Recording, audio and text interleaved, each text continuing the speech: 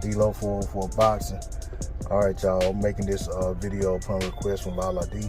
Shout out to Lala D. Y'all go over there and subscribe to her if you want. Go there and check out. She makes a lot of good boxing videos. Great insight on the sport of boxing.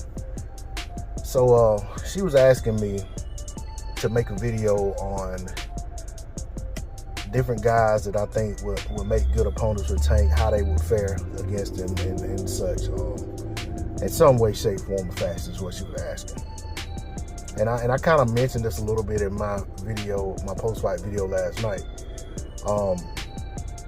Just right off the top of my head, if I look at 140, where he is right now, the fight that makes the most sense to me would be Josh Taylor.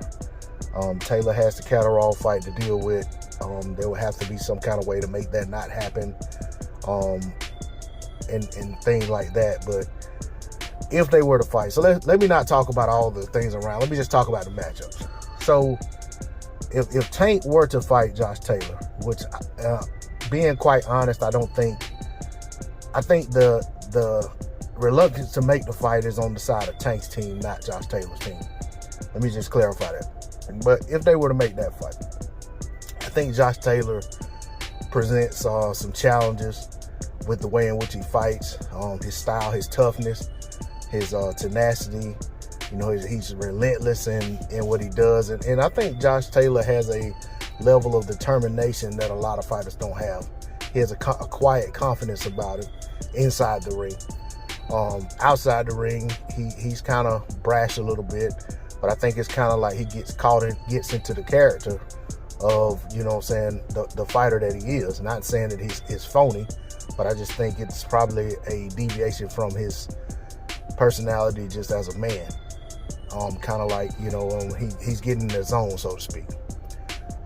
As for that fight, though, I think some of those things I just mentioned as attributes for Taylor actually would go work against him in a fight with Tank. Ultimately, I think if they were to fight, I think Taylor is too easy to hit, and I don't think that he'd show the beard that Barrio showed. I think at some point Tank would stop him. All right.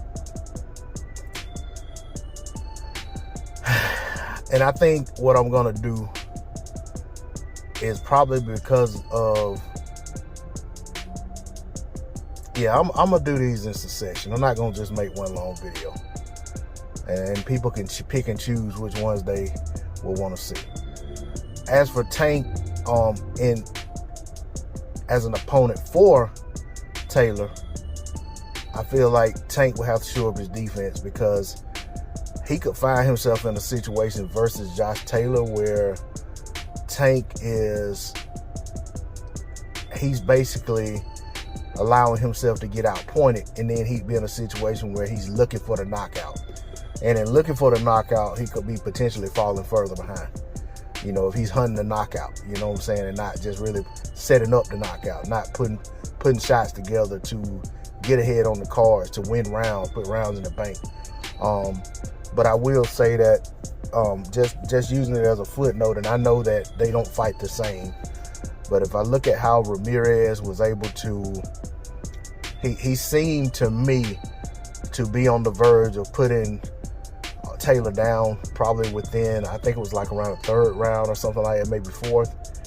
May have been early, I can't remember. We've seen a lot of fights since then, but I felt like what he did early, if Tank could get out to that kind of start on him and put those same shots on Taylor, which is easier said than done, but I think Taylor would have a hard time staying upright and recovering from those.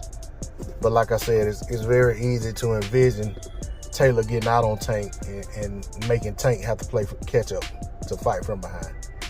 So, and maybe, you know, I gave this one a little more thought than I gave it a little more of a thorough breakdown than I would, especially for a fight that's not announced or even doesn't even look like it's conceivable to make.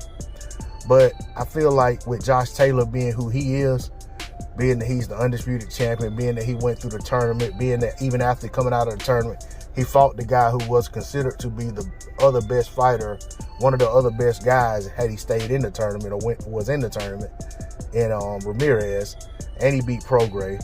I feel like it's only doing him justice to actually really look at the fight in depth if I'm going to speak on it. When it comes to these other names, I don't think I'm going to go as deep into that. So I'll try to put those in one video if I can. Because it's like I said, with this one, I like this fight a lot. So it's hard not to go in depth about it if I talk about it. But I don't think this is a realistic fight, to be honest, and it should be. It should be a very easy fight to make. But unfortunately, the way boxing is right now and the way these certain teams move, I just don't think this fight is realistic. But should it happen, that's what I think about it. D-Lo 404 Boxing, like, share, comment, subscribe, in my opinion.